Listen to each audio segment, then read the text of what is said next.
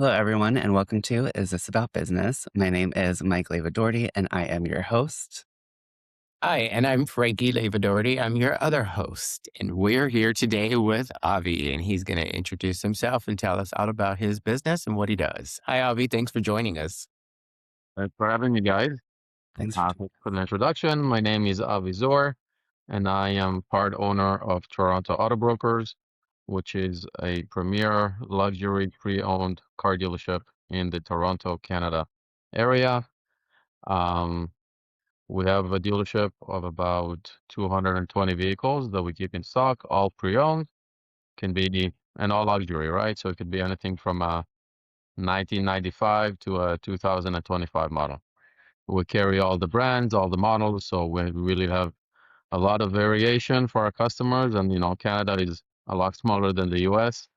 You don't have as much selection like you do down south, but we try to carry a nice variation of inventory, like I mentioned. And yeah, it's myself and my brother who own the business. We've had Toronto Auto Brokers has been established since 1995, and we are, I would say, one of Canada's for sure, one of Canada's leading used car dealerships for the luxury side.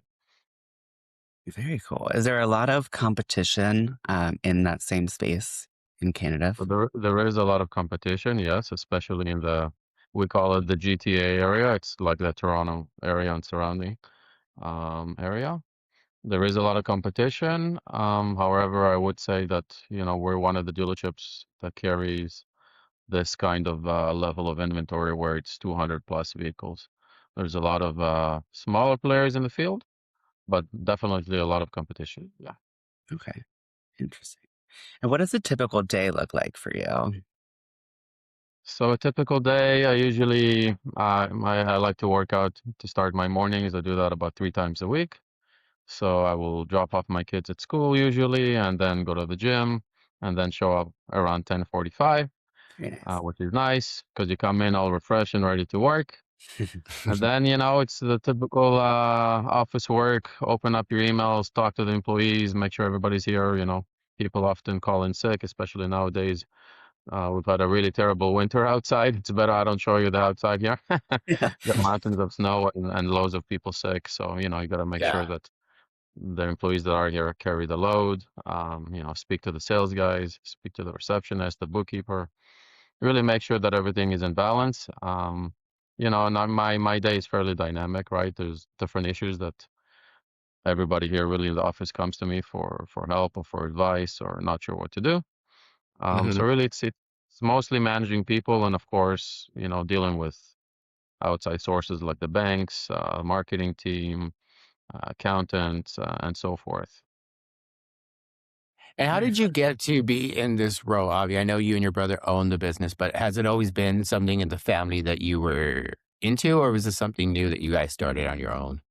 So actually, my father started the business in 1995, way back when. Him and his ex-partner at the time started a small business, just exporting vehicles actually to Europe, and then a little bit to the States, and then the business got bigger and bigger, where it actually became big business, where they're exporting vehicles all over the world, really. At the time, it was mostly new. It depends which country, right? To the States, it was a lot of used.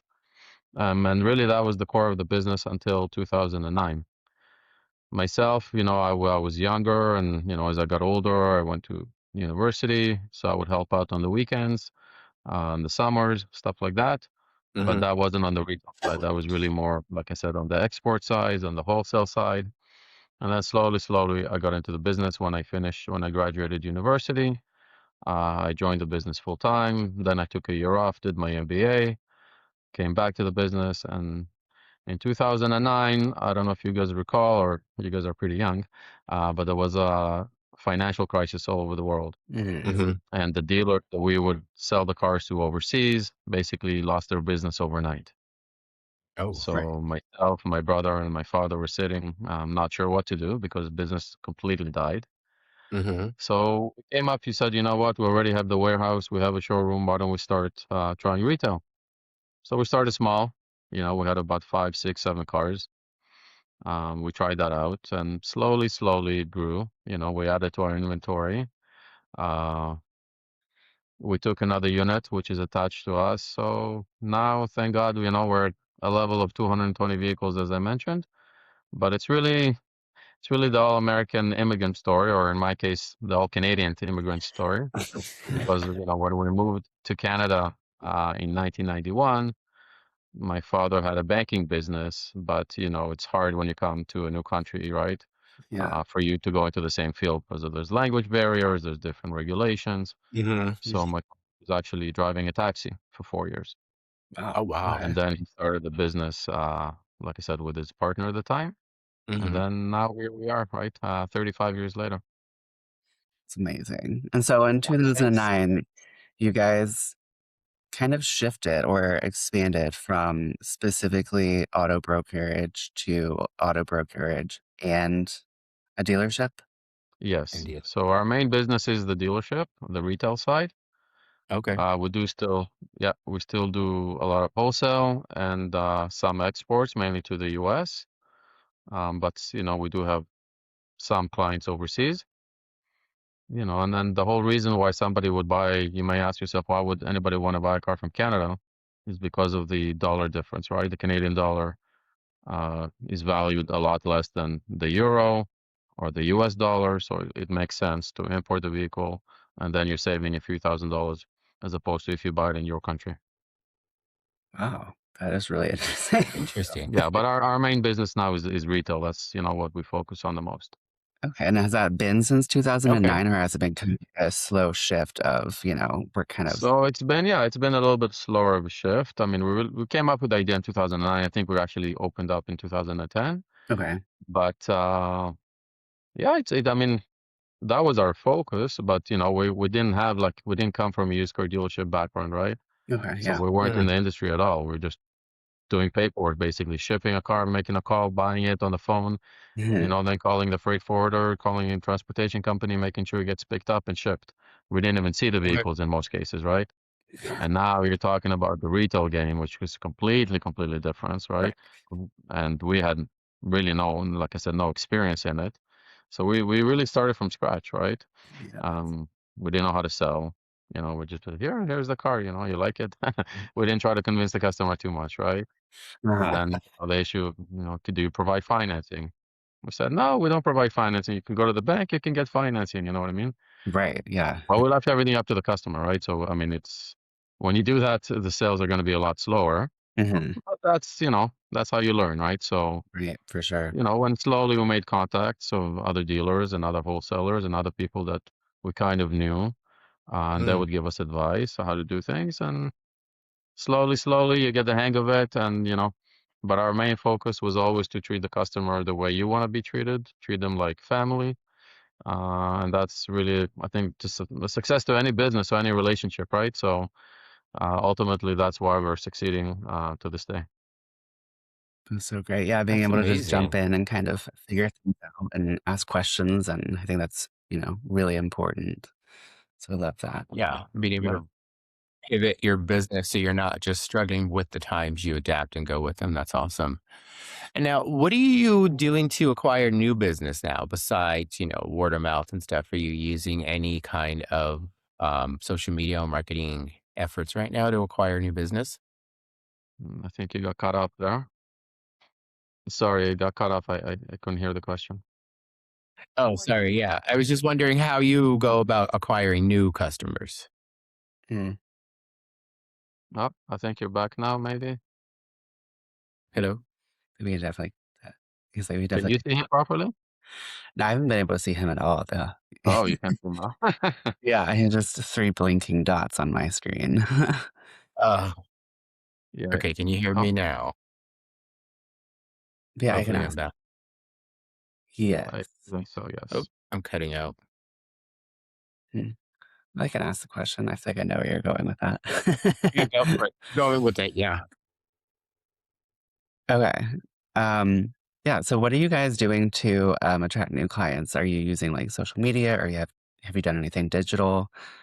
Do you guys Yeah. do, any advertising, or is it kind of more word of mouth with the legacy that you guys have? Yeah, good question. So we do actually, short answer is everything. Okay. I mean, traditionally it's been, SEO, some marketing like through the internet, right? Through advertising, obviously on all the automotive channels like Auto Trader, Car Gurus, Mhm. and so forth. Back in the day, we used to advertise on buses, but as we advance, obviously we have to adapt. And lately, I must say that social media has been the best source of advertising for us. And, the best part in it is that it's mostly free, right? Yeah. Mhm. But we got a lot of new business from social media. We always had the idea that we wanted our YouTube channel, and we wanted to do more real life stuff, but it's hard, right? Because you're busy to find the time and to find, the people that will help you do it. And then, the sales guys don't want to be involved and other people don't want to be involved, right? It's hard to put it all together. Yeah, it's different when you're on Yeah. camera too, I think. Yeah. Yeah, right. Yeah. So I would say over the last year, we've said, you know what, enough is enough. We're going to do it. We're going to start and see where it goes, right? We have my brother who does a lot of the appraisals. So if a customer wants to come in, either just sell his car or trade in a car and buy another vehicle from us. So we do like a short little skit where my brother go outside, they speak about the car, customer, answers any questions, and then actually it's a very nice interaction. We actually got a ton of views on it, right? And Nice. a ton of new followers, and now we have people messaging us on a daily basis. I want to sell my car. I want to sell my car. So that brought in actually a lot of business, right? That's so great. And even when people call to buy a car, they're like, "Hey, I want to deal with that guy. He seems like such a nice guy." We try to tell them, "Listen, he's not really a sales That's guy." awesome. They're like, "No, we only want to deal with him." We're like, "Okay, just come in. We'll introduce you, right?" But we find that really really works, right? So that was actually surprising. We didn't think it would work as well as it does, but Mhm. I must say it's working very well. That is so great. And are Hmm. people, because you guys have such a extensive history in like exporting vehicles, are you able to work with people who are like if we're in Arizona, are we able to like work together, or are you kind of more locked to that like traditional kind of auto dealership radius? Do you mean like if you were individual wanting to buy a car from Arizona? Mhm. Yeah, like we were Yeah, like, "Hey, we're absolutely. in Arizona, can we sell you our car?" And, Yeah, yeah, and yeah. So we do that from time to time. If a customer calls from the US and he wants to purchase a vehicle, either it's can't find it, in the US, or like I said, the dollar differences, whatever the reason may be, or sometimes they want to ship it themselves overseas. We can do that. Yeah, we do that. So awesome. we're familiar with the process. We're familiar with the paperwork. You wouldn't be paying taxes, which is a benefit, right? So That'd be yeah, we're great. very familiar with it. It's like I said, that's something that we used to do for many, many years. So it's Awesome. easy for us. That is really cool. And how is That it is really neat. I'd like to kind of expand a little bit about, because I haven't really talked to anyone who works directly with a sibling. So how is working with your brother, and what kind of like dynamic That's a loaded question. that bring? Listen, it's overall obviously it's great, right? I mean, who can you trust more than a sibling, right? Right. Sure. When it's blood, then it's everybody in for the same goal. Mhm. Obviously, sometimes you have differences of opinion, right? And you're more free to express those differences, right? And Feeling sometimes you more can butt heads, comfortable. but we play very different roles, right? I do more of the management of the whole business, and he's more in charge of the sales, the acquisitions of the vehicles that we buy. He's more active with the sales guys. So we do have, I mean, it works really, really well, right? For that reason. I think that's another reason why we're succeeding like we are. We don't do the same thing. We're not good at the same thing, right? We're good at different things. So That's awesome. altogether it works. Mhm. And as you go through the years, you mature, you grow up, you get older, you understand that it's an argument is just a difference of opinion. It's not worth necessarily, raising your voice or getting all angry and whatnot, right? So it's become much better. And I think the best thing that we've done is have my office at one end and his office at the other end.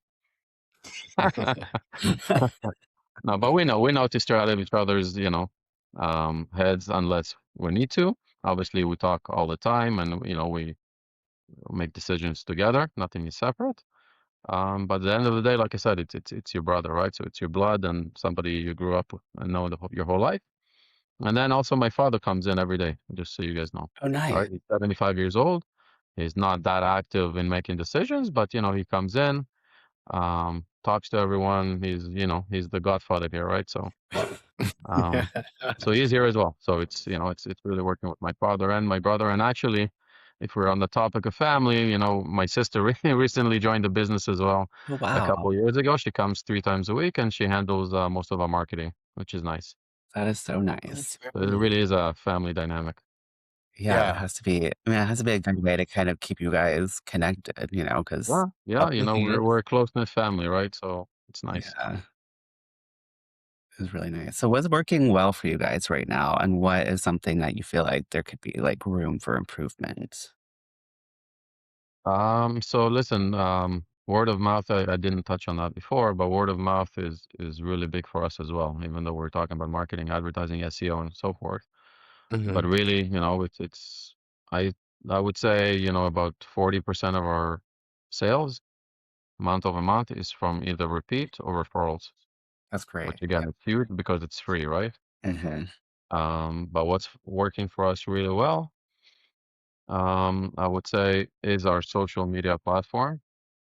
Just to put in perspective, on TikTok, I think over the last, I would say 6 months, we went from 20,000 followers to I think almost 75,000 followers. Wow, that's great. Yeah, Yeah. and yeah, and we try to be out there as much as possible, right? We're on there on Instagram. We have I think 69.2 thousand followers. We're hoping to get a 70 soon.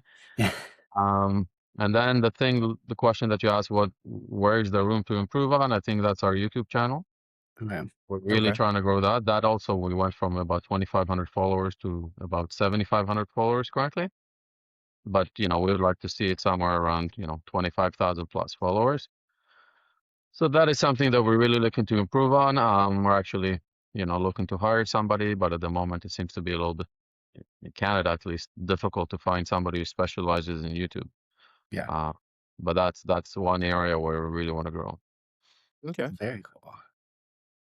Are And you then there's also, sorry to cut you off, there's also AI, which is coming to the game, right?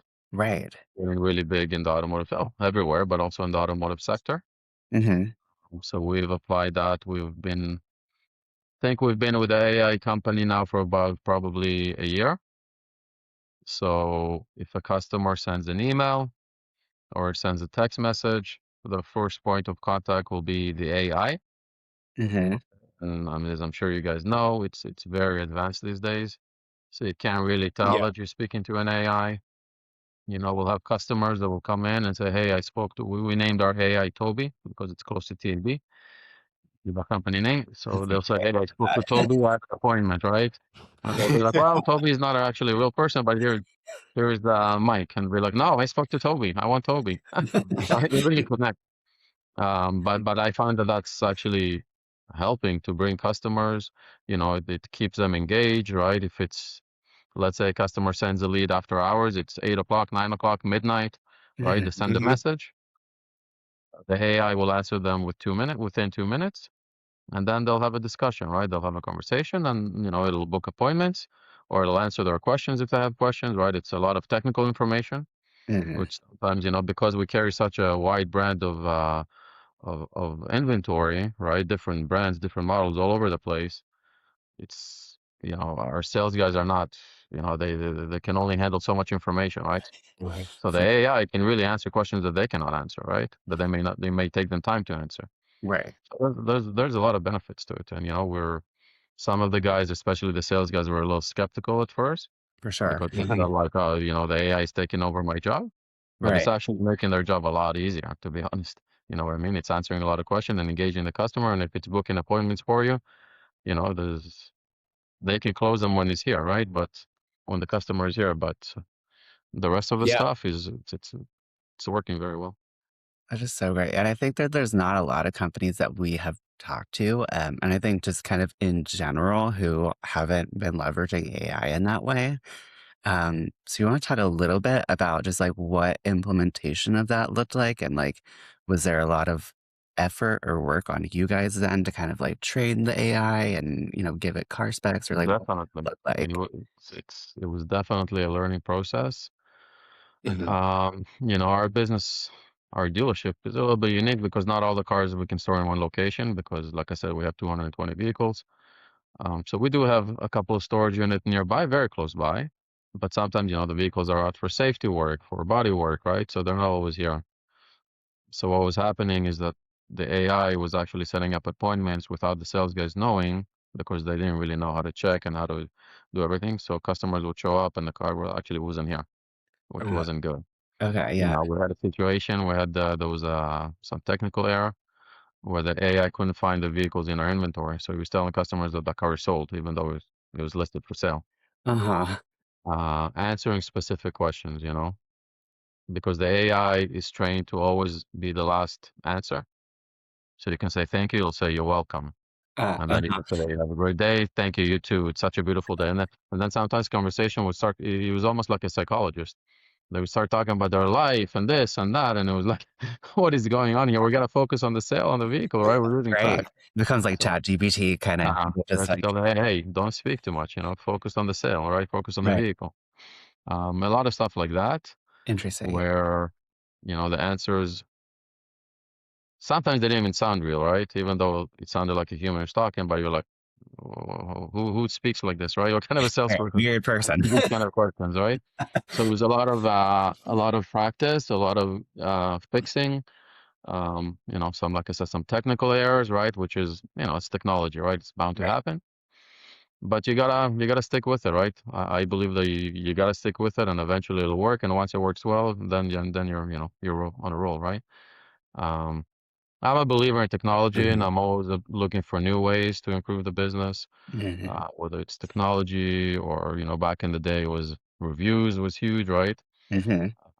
I remember there's a company called Dealerator. I'm not sure if you guys are familiar with it, but it's a US company where they would rate dealers based on reviews, right? Before like even Google, right? And Okay. that came out, and it was like $200 a month. And my brother was like, "Are you crazy? We don't need to spend that kind of money." And I said, "No, no, no. Let's just stick with it. It's gonna help, right?" But now reviews is everything, right? Mhm. We have 900 reviews on DealerRater, and we have about 1,700 reviews on Google. Wow, that's And huge. we know when Wow. customers come these days, I'm sure you guys know, they know everything, right? They Right. read the Their reviews, research. they Yeah. know the price comparison, they know if there's an accident on the vehicle or not. They know exactly what they're looking for. And Mhm. by the way, we maintain a Google average of 4.9 stars, which is Nice. very difficult. Yeah, especially for Huge for business in the retail business, right? right, and for how long you guys have been in business, like, that's Yeah, Right. That's big. yeah, impressive. Yeah. yeah, yeah. So like I said, I always look for new things, new ways to improve the business and get a competitive edge over our competitors because I do believe that, you know, it's you got to dig through a lot, but when you find something that works, it really does give you a big competitive edge.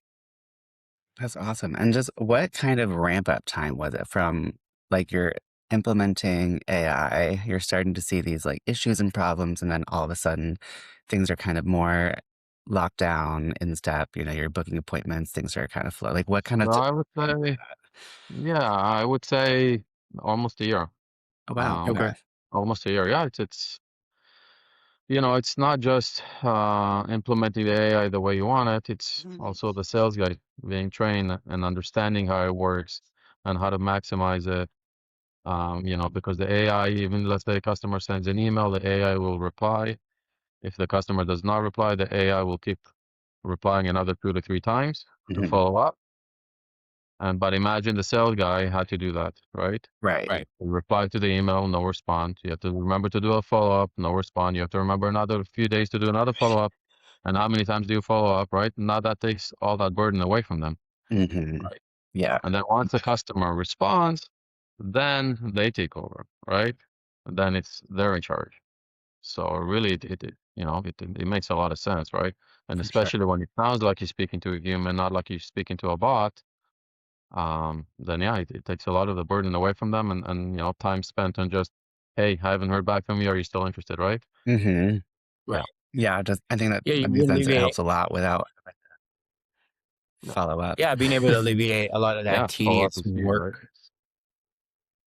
That's Yeah. awesome. So what does Yeah. growth look like to Absolutely. you, like, with this new implementation and, freeing up some time to, like, grow and expand and develop into the business and stuff? What does growth look like for you as a business in the next few years? We're looking to expand, right? But ideally, we would like um, to expand our. We don't want to expand to open up another dealership somewhere else. I find that it's difficult to maintain control, and you start to lose control if you're not there doing it yourself, right? This is like I mentioned before. This is why it works because I'm here, my brother's here, all the blood and sweat is here, and we control it all the time, right? Mhm. If we Mhm. go and you try to open another dealership somewhere not too far by, it's doable, of course, but it's a lot more headaches too, right? It's not all about just dollars and cents. It's about headaches, peace of mind, right? Sleeping at night comfortably, knowing that your place is secure and the people are working hard, and maintaining inventory levels and all that stuff. So, but ideally, we are looking for a bigger place. Okay. Right now our showroom is about 20,000, 21,000 square feet. Wow. And Yeah. ideally, we would like to be, in somewhere around 35 to 40,000 square feet. However, in our area here, it's a very, very hot area, and almost nothing goes up for sale.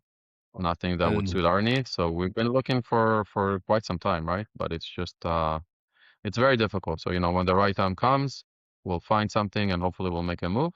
But that's what growth looks for us, and obviously would like to you know do more exports if we can. That's another area that we're looking to grow in. Um, Exports have also become a lot more difficult. Like on the newer car side, Mhm. there's a lot more regulations. A lot, the manufacturers are really, really locking tight because they realize that that's a problem for them, right? Mhm. Why would Okay. they want a customer, from France to import a BMW as opposed to going to their dealership in France and buying that BMW, right? They Right. don't like that. And Okay. the ton of cars that you may know were shipped to China. China was a huge issue for them. So they're really locked down, making it a lot more difficult. Hmm. But on the Okay. pre-owned side, it's not difficult, right? If you want to buy a car from a dealer and ship it, the dealer will have no problem selling it to you. Okay. So in that sense, that's another area that we'd like to grow. But yeah, I mean, we're always looking for new business. And then, like I said, our YouTube channel is somewhere that we'd like to really, really grow at. And if you could solve one major issue, like say you had a magic wand and you could solve one issue, what would that be? If I could solve one issue, what would that be? For me here, like I mentioned, is space. Yeah. As simple as it may sound, you can't come up with solutions for space unless you have the space, All right. right? There's no AI, there's no technology, there's nothing that will help you with that. No creative solutions. Especially for us here with a colder climate, especially now when we have mountains of snow outside. We had a massive storm. Actually, on Sunday, Hmm. Toronto received the most amount of snow on record. How much On do you Wow. record, guys which is have? crazy, right? That has to be a high Uh, number, anyways. they received 60 centimeters of snow. I don't know how much it is in inches, but it's a lot, right? Yeah, Schools were It's a shut down. The lot. city was basically shut down, and our cars were buried, right? So you come into work Monday morning, and got to start shoveling and take out remove all the snow from the cars. Cars don't start, batteries die. Not to mention it's not good for the rust, right? For the vehicles. right, Yeah. And so, yeah, really for us, space is the biggest issue. But that's only something, you can solve by acquiring more land, right? So, right. How early do you guys have to come in order to kind of Right. shovel the snow and get things so started? listen, I don't, we don't make our guys come in extra early, right? It's Okay. it's Okay. a pain in the ass as it is already, right? Um, like our day starts at 9:45. That's when the lot guys come in, the secretaries, the sales guys. Usually they come in early, the sales guys. But our Mm. store opens at 10. Okay. And they'll do it throughout the day, right? We carry about 7 lot guys, right? Which is quite a bit. But it gets busy, right? We have to bring cars from place to place and then go on test Mhm. drives and clean and this and that. I mean, our guys are super, super busy, right?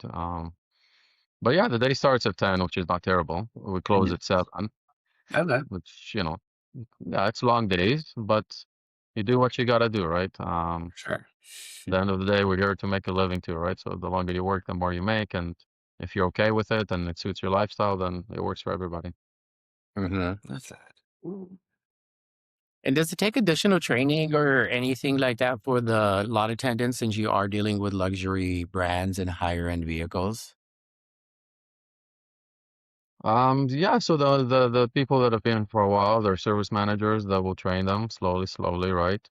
We don't just first of all, we screen them, right, to make sure that they fit the criteria because I mean, we've learned throughout the years or people come and they like to be a lot guy so they can go on the highway and rip one of our luxury cars, right?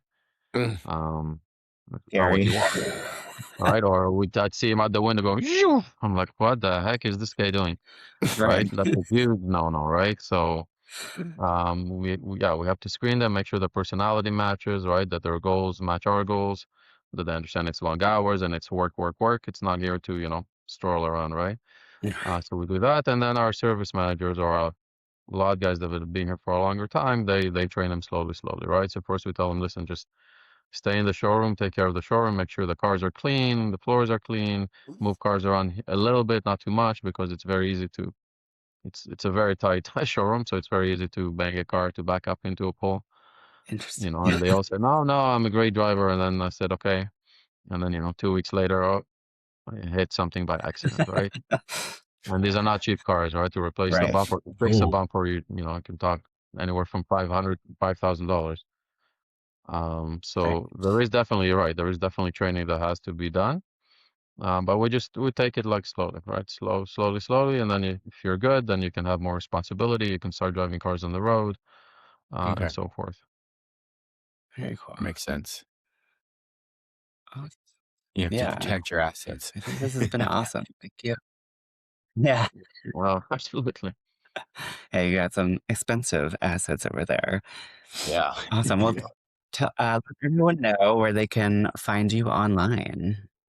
Yeah, so if you just search our name, Toronto Auto Brokers, you'll find us everywhere. Obviously, we have a website, but we're on all the social media platforms, especially TikTok, Instagram, but we're also on Facebook, on X, YouTube, of course. Subscribe to our channel, please. You'll find some nice content. I think we keep a nice mix. It's a little bit funny too, so it's very light, right? It's not really like car focused. It's more lifestyle focused, right? Which is what people enjoy seeing, I think, mostly these days, Sounds right? fun. But we do have some nice content there. So yeah, you can find us everywhere. Just search for our name. Awesome. And we'll include all of those links in the show notes so people can also find you there as well if they're listening. Awesome. Awesome. Well, thank you so much for joining. This has been great. Thank Yeah. you for Thank having you, me, guys. Avi. It's been a pleasure, and thank you, guys. Pleasure. Thank you. Enjoy the day. You too. Take care. Bye bye.